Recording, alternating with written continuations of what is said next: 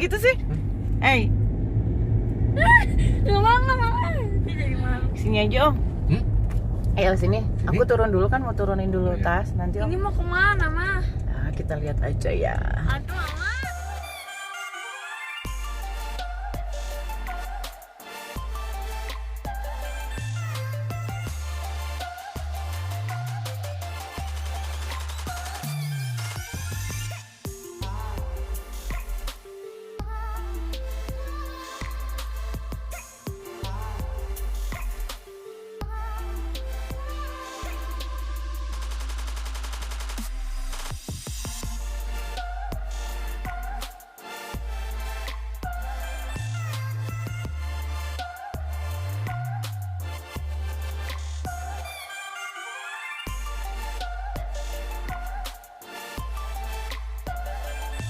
Hai Deb, Assalamualaikum. Selamat datang kembali di channel Yanti Widya. Dan terima kasih buat kalian semua yang sudah like, share, comment, dan subscribe my channel Yanti Widya. Dan kali ini kita masuk ke episode 3 Talks with Yanti Widya. Sebenarnya saya mau curhat sekarang. Kenapa judulnya Gagal ke Bali berakhir dengan swab test? Karena kemarin kita tuh sebetulnya seharusnya beberapa hari itu ada di Bali sambil menikmati pantai, sunset dan sebagainya. Tapi ya udahlah, emang bukan rezeki kita saat ini, jadi kita harus stay at home, nggak masalah. Nah, ceritanya tuh hari ini saya mendapatkan berita yang sangat baik. Jadi beritanya adalah alhamdulillah hasil swab test saya dan anak saya itu negatif. Yeay! Iya, padahal itu berapa hari ke belakang itu kayak deg-degan gitu kan. Karena sekarang ini memang situasinya memang kurang kondusif ya. COVID-19 ini memang sudah mulai naik lagi kasusnya. Waktu kemarin saya mau bikin surprise untuk anak saya untuk pergi ke Bali jalan-jalan, karena saya lihat anak sekolah sekarang mulai agak stres dengan pekerjaan sekolahnya. Ya walaupun dibikin fun tapi tetap mungkin mereka juga udah agak ya bosan atau gimana. Nah, makanya saya kemarin sebelum PTS saya tuh mau ajak dia ke Bali gitu kan, makanya saya bohongin dia dulu tuh mau kemana, tiba-tiba langsung ke bandara gitu ya. Akhirnya dia seneng banget. Udah di bandara tuh saya sebenarnya udah ngambil gambar kan tentang suasana di Bandara Hussein, terus juga ambil darah, rapid test gitu. Nah, karena pada saat itu saya memutuskan untuk rapid test di bandara karena biar praktis aja sih sebenarnya, dan itu adalah sebagai syarat ya untuk melakukan penerbangan. Dan ternyata kalau saya sendiri hasil rapid testnya itu non reaktif, tapi anak saya reaktif. Ya Allah, itu langsung kayak shock gitu. Awalnya sih gini, setelah saya dapat hasil non reaktif, tiba-tiba petugasnya datang lagi ke saya di situ udah mulai deg-degan gitu ya. Aduh, ada apa ini? Dan ternyata benar, di hasil tes kedua tetap garisnya 2. Coba, rapid test tuh kayak sesuatu hal yang mungkin sekarang agak jadi bikin parno. Walaupun sebenarnya itu nggak akurat sama sekali. Di situ saya udah mikir, ya udah saya mesti langsung swab test gitu. Akhirnya mereka juga membantu saya untuk ngurus administrasi ke maskapai penerbangan, dan minggu lalu itu saya menggunakan maskapai Lion Air untuk perjalanan saya ke Bali.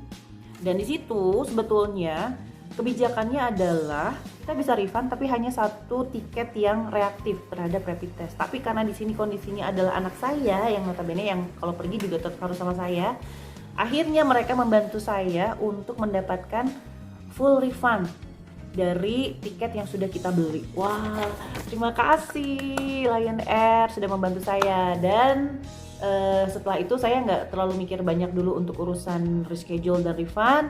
Saya langsung memutuskan untuk ke Rumah Sakit Hermina dan melakukan swab test untuk saya dan juga anak saya. Mau di swab. Oke, babes, ini adalah proses dari swab test. Jadi semacam ngambil spesimen lendir kita dari hidung dan tenggorokan, tapi memang agak dalam, jadi rasanya nggak enak sama sekali, agak anyep-anyep nyesek gitu. Dan saya nggak mau lagi. Aduh, mudah-mudahan sehat aja deh ya. Kalian juga ya. Dan hasilnya dari swab test itu saya dikirim lewat email. Jadi ini beberapa hari yang cukup buat saya tuh agak deg-degan karena Sabtu Minggu tuh nggak dihitung jadwal jadwal hasilnya, karena untuk mendapatkan hasil itu membutuhkan waktu sekitar 2-3 hari. Nah, saya pilih yang 3 hari di Hermina itu biayanya untuk swab test itu sekitar 1,5 juta satu orang. Mungkin berbeda-beda ya sama klinik lain atau laboratorium lain. Dan hasilnya dikirimkan lewat email, dan di sini maaf saya nggak bisa share secara jelas banget gitu kan. Secara jelas banget karena ini memang agak privacy. Nah ini dia, udah saya terima lewat email dan hasilnya negatif, alhamdulillah. Jadi kalian itu kalau misalkan udah rapid test di mana aja sih sebenarnya sama aja ya. Mau di bandara, mau di klinik atau mau di laboratorium, kamu akan dapetin surat bahwa ada hasil yang non reaktif. Tapi sebenarnya sekarang tuh ada kebijakan baru lagi sih Beb. Jadi kebijakan barunya itu untuk melakukan penerbangan itu nggak perlu rapid test, hanya dicek suhu. Tapi saya nggak tahu bener apa enggak, mungkin kita bisa gali lagi informasinya. Itu saya nggak bisa klaim dulu bahwa informasinya akurat gitu, oke? Nah dari situ barulah saya memikirkan untuk reschedule dan refund, ngurusin semua administrasinya karena itu memang butuh effort banget Babes. Dari mulai kita kirim email, kirim data, karena harus yakin bahwa penerbangan itu gagal terkait COVID-19. Lagi ada solusi lagi untuk merencanakan lagi perjalanan karena saya udah selesai untuk melakukan reschedule hotel dan juga refund dari tiket penerbangan yang sudah kita batalkan gitu. Dan terima kasih banget ya buat Lion Air, buat tiket.com, buat Traveloka dan juga hotel-hotel yang sudah saya booking. Sungguh sangat appreciate banget karena sudah memberikan kemudahan saya untuk melakukan refund dan reschedule. Nah, saya sih sebenarnya punya rencana lagi nih di rumah ngapain lagi ya. Awalnya sih kemarin-kemarin saya juga cuman pergi yang deket-deket aja kan ya Babes ya, karena saya juga sih agak parno untuk beraktivitas terlalu jauh.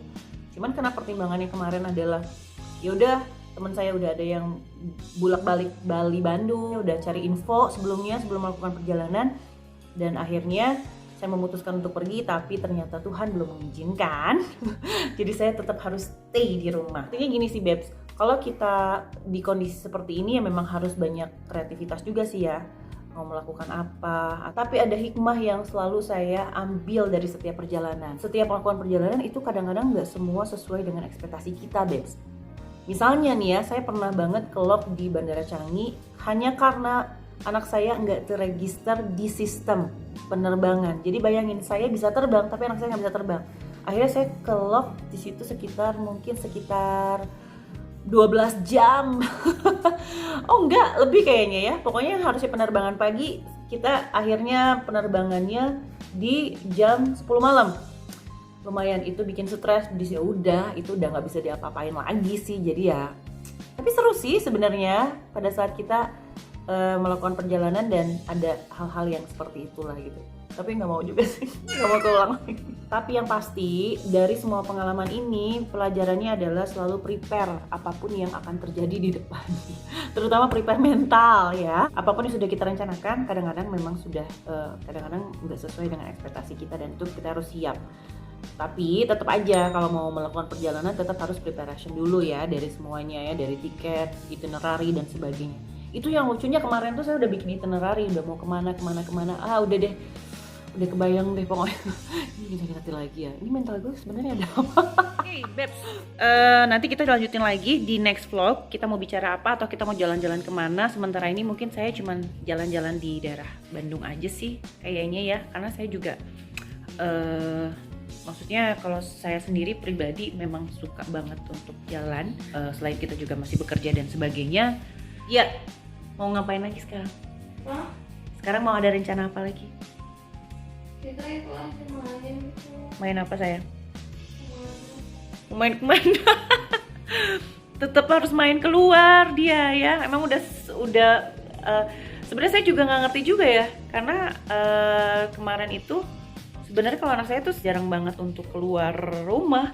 Bener-bener saya doang yang keluar rumah, dan saya juga kalau misalnya udah sampai rumah betul-betul memperhatikan kebersihan. Jadi udah bersih-bersih baru bisa interaksi dengan anak. Terima kasih buat kalian semua yang sudah share, like, comment, and subscribe my channel Yanti Widya. Semoga semua pengalaman ini bisa jadi pelajaran buat kita semua, dan tentu saja tunggu video-video saya selanjutnya. Mudah-mudahan bisa membuat hati bahagia dan informatif tentunya ya. Oke, tetap semangat dan berpikir positif.